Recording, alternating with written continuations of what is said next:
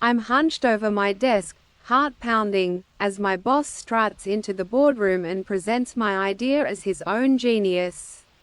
Again, the room erupts in applause, and I sit there, invisible, fists clenched under the table. But what he didn't know?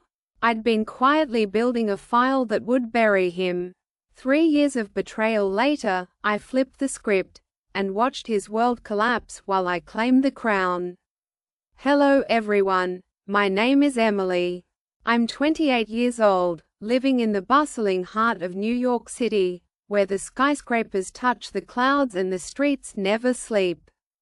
By day, I used to be just an executive assistant in a cutthroat marketing firm, but now?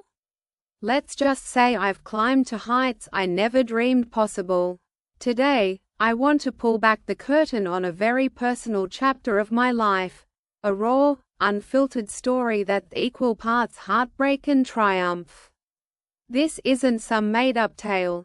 It's my real-life journey through the trenches of corporate betrayal, and if you've ever felt like you're grinding away in a job where no one sees your worth, where your ideas are stolen and your efforts mocked, then buckle up because this one's for you.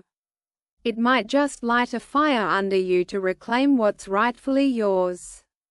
If you've ever lain awake at night, replaying a moment of injustice at work, fantasizing about the perfect comeback or that sweet taste of revenge, then hit that like button right now to show some love. Subscribe to the channel for more stories that pack an emotional punch, and don't forget to turn on those notifications so you never miss an upload. Trust me, by the time we're done here, you'll be rooting for the underdog and maybe even plotting your own path to justice. Alright, let's not waste any more time. Let's dive straight into the story. Okay, friends, let's rewind the clock a bit and set the scene properly. I was just 25 years old when I stepped into the world of professional marketing, fresh out of college with a shiny communications degree clutched in my hand like a golden ticket. I'd always been the ambitious type, the girl who stayed up late in dorm rooms, scribbling ideas for ad campaigns on napkins, dreaming of making it big in the fast-paced world of New York advertising. So when I landed a job at Apex Creative, a mid-sized firm nestled in the gleaming towers of Manhattan, I was over the moon.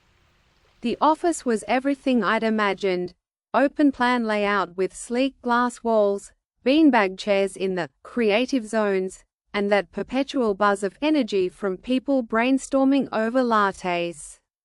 Free snacks in the kitchen, motivational posters on the walls spouting things like, "Innovate or die."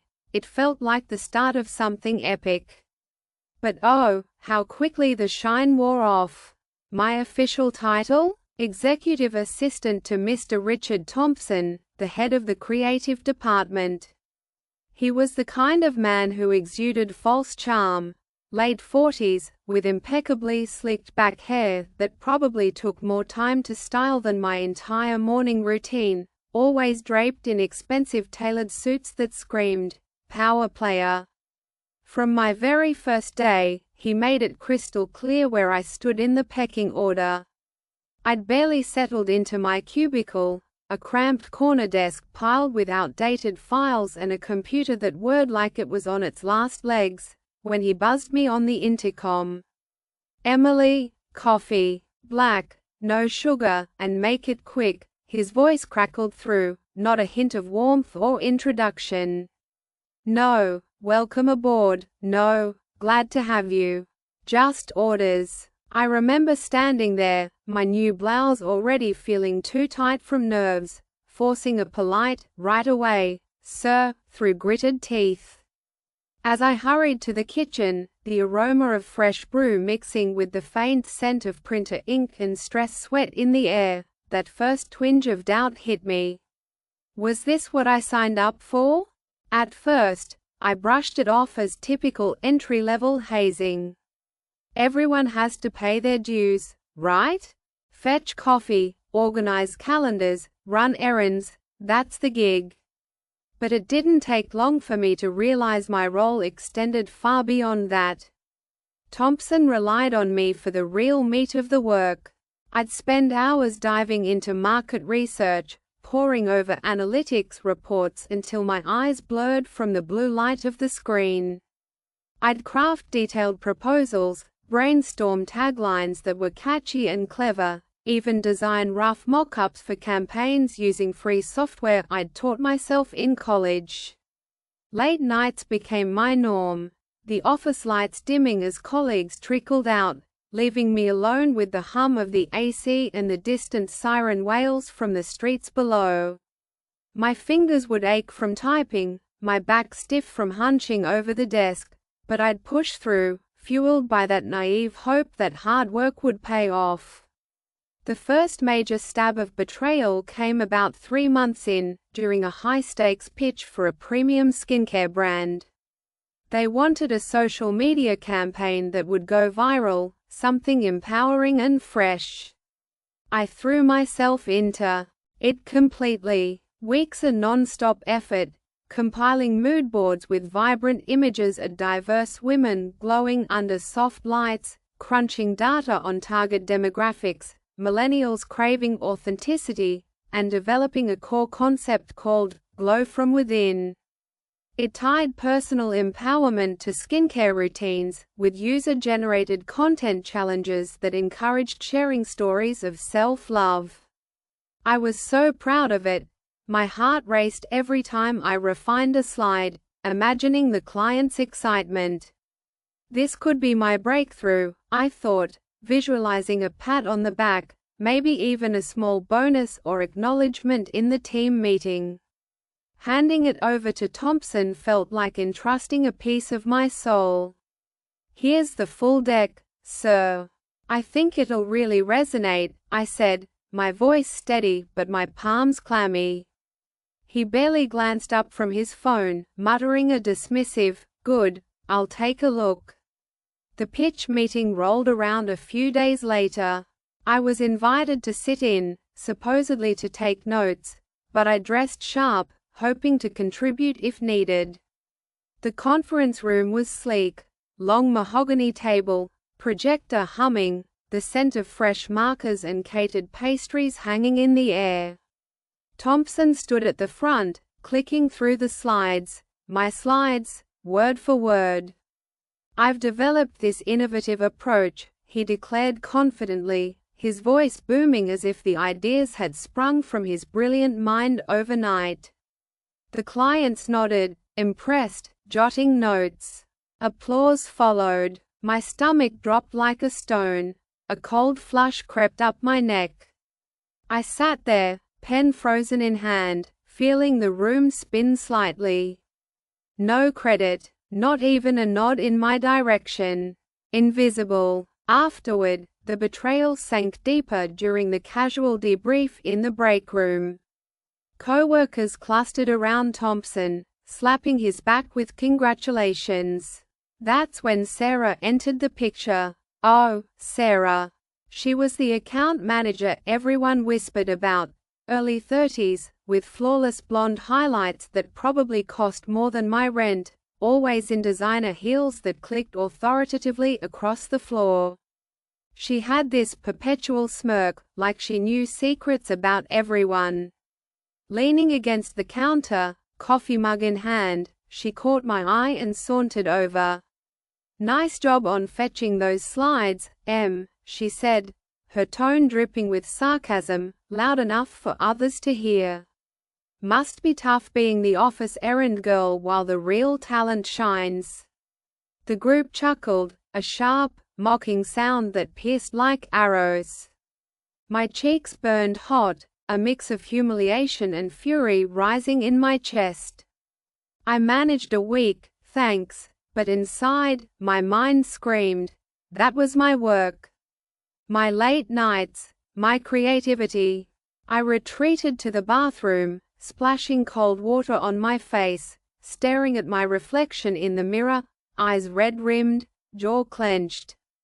"Breathe, Emily, just breathe." But the seed of resentment had been planted, rooting deep. It wasn't a one-off. The pattern repeated like a cruel loop. Promotions? They dangled like carrots I could never reach. Every performance review, I'd prepare meticulously, bullet point lists of my achievements, like the campaign that spiked client engagement by 25% or the email strategy that yielded record open rates. I'd sit across from Thompson in his corner office, the city skyline mocking me through the window, laying it all out. "I've contributed so much," I'd say, voice hopeful.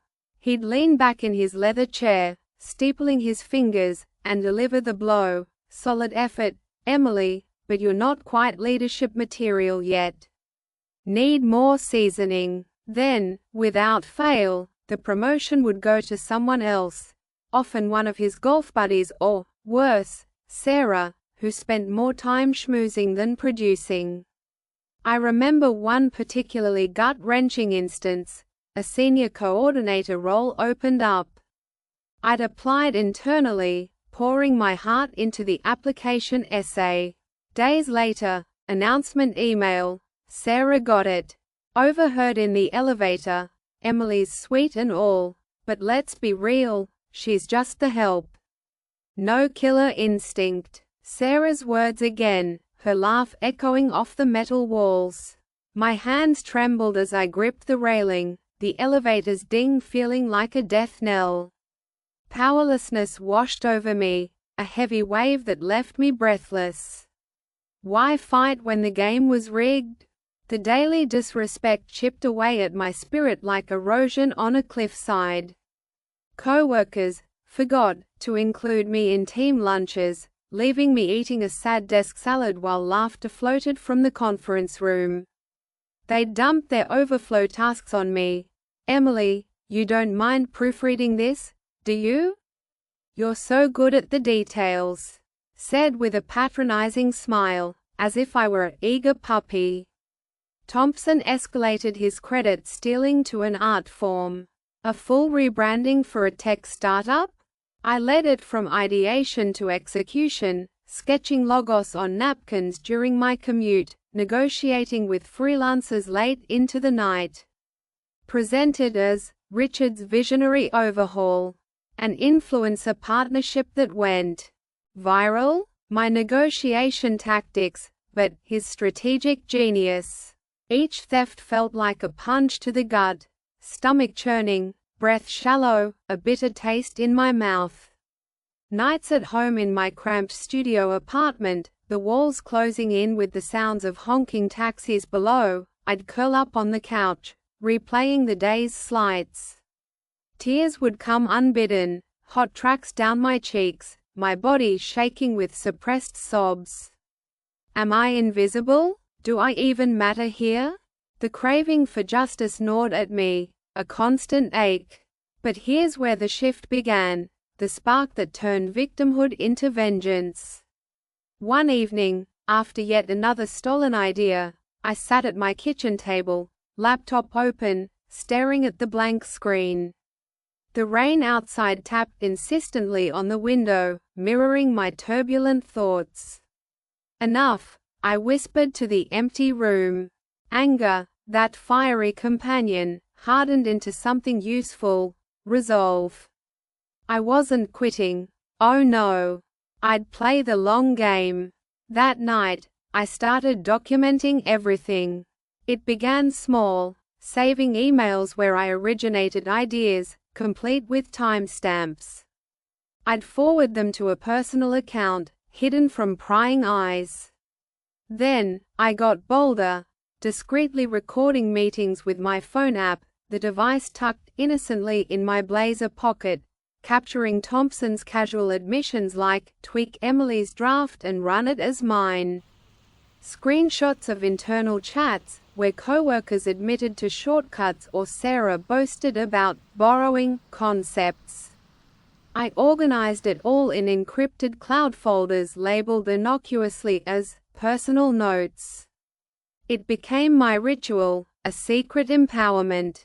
After a brutal day, I'd add to the dossier, fingers dancing over the keys, the soft glow of the screen illuminating my determined face.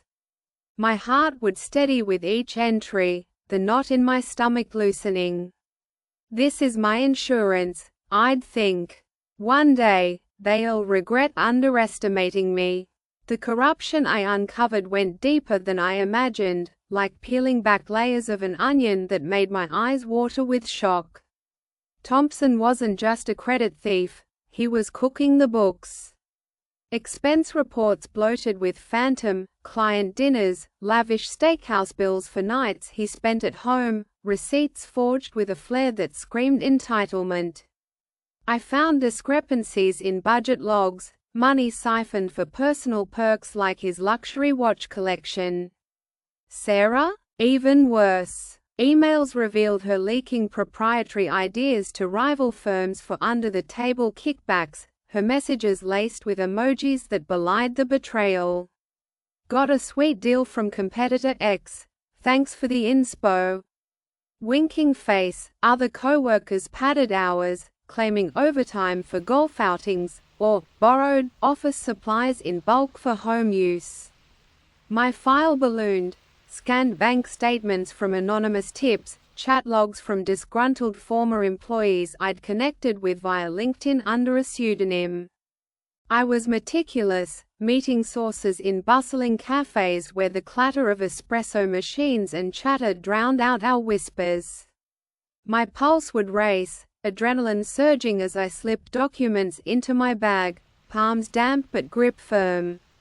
The thrill was intoxicating, a far cry from the powerless girl I'd been. This isn't just revenge, I'd remind myself, sipping coffee under the warm cafe lights. This is reclaiming my power. Quietly, I started making moves to undermine the status quo. I bypassed Thompson on smaller projects, emailing ideas directly to upper management with seeks that couldn't be ignored. A side initiative for internal branding? I pitched it solo, and it got greenlit. Commendations trickled in. Emily shows real initiative, from the VP. Thompson noticed, his demeanor shifting from dismissive to defensive. In our one-on-ones, his office air thick with tension, he'd lean forward, eyes narrowing. Stick to assisting, Emily. Don't overstep. His voice was a low growl, face flushing red. But I held his gaze, my own steady, a small smile playing on my lips. Inside, triumph bubbled. He sees the threat now. The office whispers grew. Emily's making waves. Sarah confronted me one afternoon in the dimly lit hallway, her heels echoing like warning shots.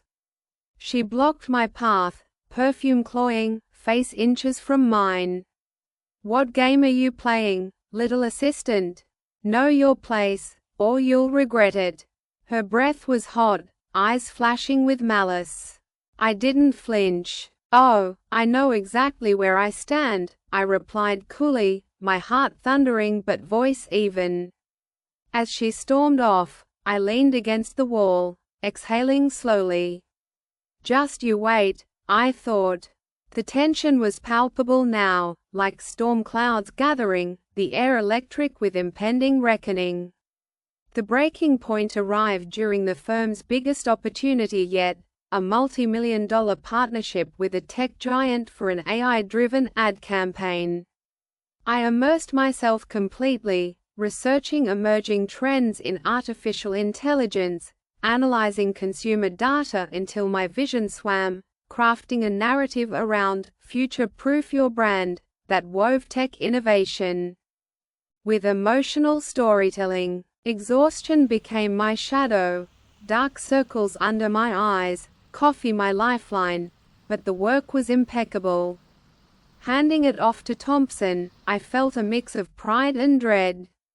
The pitch was a success, of course. Clients signed on immediately, dazzled by Richard's forward-thinking vision. The celebration party that evening was lavish, rooftop venue with twinkling city lights below, champagne flutes clinking, laughter mingling with jazz music. I stood on the periphery, soda in hand, watching Thompson bask in adulation. Sarah hung on his arm, her giggles grating. Then he spotted me, waving me over with feigned magnanimity. "Emily, stellar job on the logistics," he boomed, winking at the crowd. More laughter, pointed and cruel. Humiliation crashed over me like a wave, my face aflame, body rigid. That night, back in my apartment, the rain now a torrent against the panes, I shattered. Curled on the floor, sobs racking my frame, fists pounding the carpet. I just can't anymore. The pain was visceral, chest tight, throat raw. But as the storm outside subsided, so did my despair, forging into unbreakable steel. Wiping my tears, I sat up, resolve igniting like a flame. They built their empire on my back. Now, I'll tear it down and build my own. The storm broke during annual review season, with the board meeting on the horizon. I'd scheduled a confidential meeting with the CEO, Ms. Harlan, a formidable woman in her mid-50s, sharp bob haircut, eyes that could cut glass. She'd risen through the ranks on merit, a rarity in our world. Walking into her executive suite, my folder clutched like a weapon, my knees wobbled but my steps were firm. The room was opulent, polished wood desk, aroma of fresh coffee mingling with leather-bound books, floor-to-ceiling windows framing the chaotic beauty of Manhattan. "Emily, this better be important," she said, gesturing to the chair, her tone clipped but curious. I inhaled deeply, the air thick with anticipation. "It is. This is proof of theft, fraud, the works." I spread it out, printed emails, timelines of stolen ideas, audited expense discrepancies, Sarah's incriminating messages. Harlan's expression morphed from skepticism to wide-eyed shock, then simmering rage. She pored over the pages, fingers tracing lines, muttering, "Unbelievable," under her breath. "This could sink us if it leaks," she finally said, voice steely. "But it also saves us. Good work." Investigations ignited like wildfire. HR summoned Thompson that afternoon. His bellows echoed through the halls. "This is outrageous. Fabricated lies." His face a mottled purple, veins throbbing as security escorted him out. I watched from my desk, feigning focus on my screen, but my pulse sang with victory. Sarah hauled in next, her composure cracking into hysterics. "You set me up, you little." She snarled at me in the lobby, mascara running in black rivers, as guards flanked her. Doors slammed. Resignations flooded in from the guilty, co-workers packing boxes hastily, avoiding eye contact, the office a ghost town of whispers and regret. The company reeled, stocks plummeted, headlines blared, corruption scandal rocks Apex Creative, clients fled in droves. But amid the chaos, I emerged unscathed, the whistleblower, the savior. Harlan called me in days later. "Emily, you've got guts. And talent. We're restructuring." The promotion? Swift and sweeping. Thompson's vacancy? Mine. Then, as the board rebuilt, they eyed me for more. Interim director, then permanent. Signing the contract in what was once his office, now mine, with that panoramic view, a surge of triumph enveloped me. Relief loosened the perpetual tension in my shoulders. Tears of joy, not sorrow, welled up. I did it. They underestimated me, and now, this. The antagonists? Humbled, broken, Thompson jobless, Sarah blacklisted. Sweet, earned justice. Reflecting on it all now, this journey wasn't merely about payback, it was a testament to resilience and the universe's way of balancing the scales. Karma doesn't always arrive on schedule, but when it does, It's profound. I learned that enduring silence can be a powerful strategy, that documenting your worth isn't paranoia but protection. If you're grinding through similar shadows, feeling dismissed or exploited, take heart, your moment might be brewing. Justice isn't handed out. Sometimes, you forge it yourself. It makes you ponder, what's fair in a world of cutthroats? And how far would you go to claim it? Food for thought. Whoa, if that tale of corporate comeback left you pumped or plotting your own epic turnaround, smash that like button hard and let me know in the comments, what's the most satisfying revenge or justice moment you've witnessed or lived through? Spill the tea. I read and reply to every single one. Subscribe now for more inspiring, real-life stories that remind us we're stronger than we think, and hit the notification bell. See you in the next video.